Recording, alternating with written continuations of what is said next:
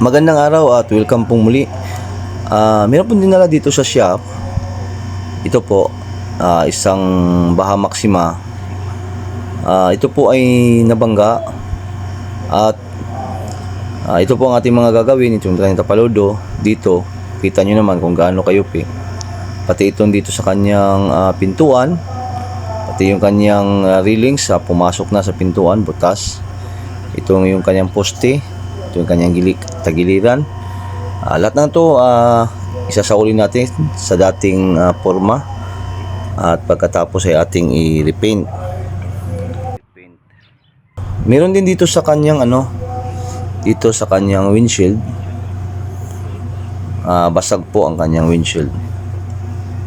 Papalitan natin yung windshield niya. Ayan, ito po ang ating gagawin. Fast forward tayo. Ito na po siya.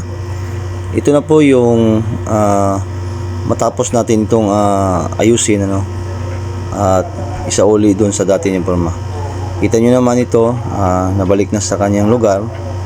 Ito yung dito. Lalo na dito yung kanyang railing, inayos na natin. At pati doon sa kanyang pintuan, yung kanyang poste ito. Kita nyo naman kung gaano ito kayupi. Yung pintuan niya, nabutas ito. Ayan, dito okay na to, inayos na natin dito.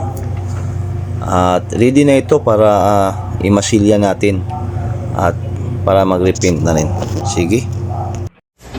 Dito naman, tapos na nating maikabit yung kanyang windshield. Napalitan na natin yung kanyang basag na windshield. Ito po siya. Maganda na po yung kanyang windshield, okay na po. Tapos na ditong malagyan ng masilya at nililihan na po ng ating kasama. Pagkatapos na ito yung ma-primer ay umpisa na tayo sa paglalagay po ng kulay nito. Dito tapos na nating malagyan ng primer, umpisa na po tayo sa paglalagay ng kulay. First coat pa po ito.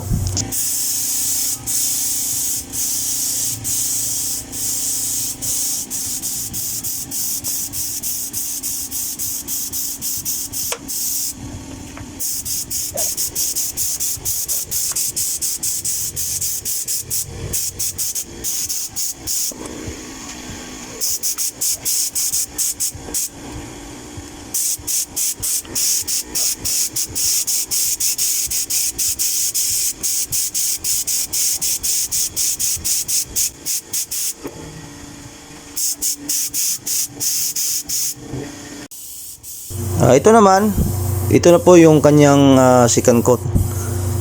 Second coat ng kanyang color.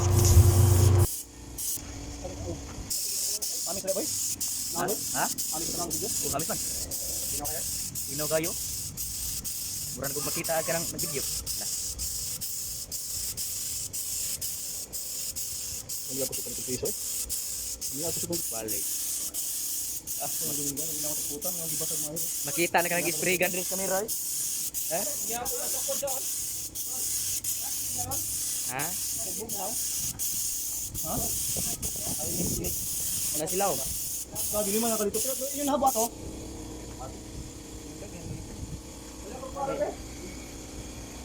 Tapos na tayo dito ng second coat okay, so far okay naman po yung kanyang resulta. Pwede na to. Ito po, tapos na tayong magpintura ikakabit na lang natin maya-maya yung kanyang mga accessories. Ito na po ang kanyang forma. Ayan, yung kanyang itsura. Kung napapansin nyo dito dati, ganito po ang forma nito dati Ayan. Yan po dati. Ayan. Ito naman, dito naman sa gilid, ito na yung kanyang forma ngayon. Ayan. Dati naman, ito naman. Ayan. So, goods na to. Okay na to siya. Kakabit na lang natin yung kanyang mga accessories. Ito yung kanyang pinto. Naalala nyo yung pinto niyang nabutas. Yan na po yun. So, okay na siya.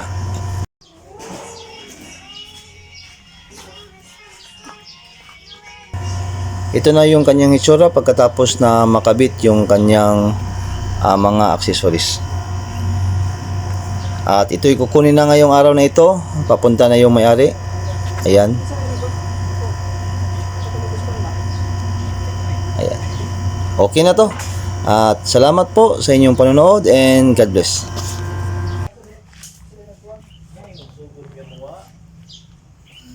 Sina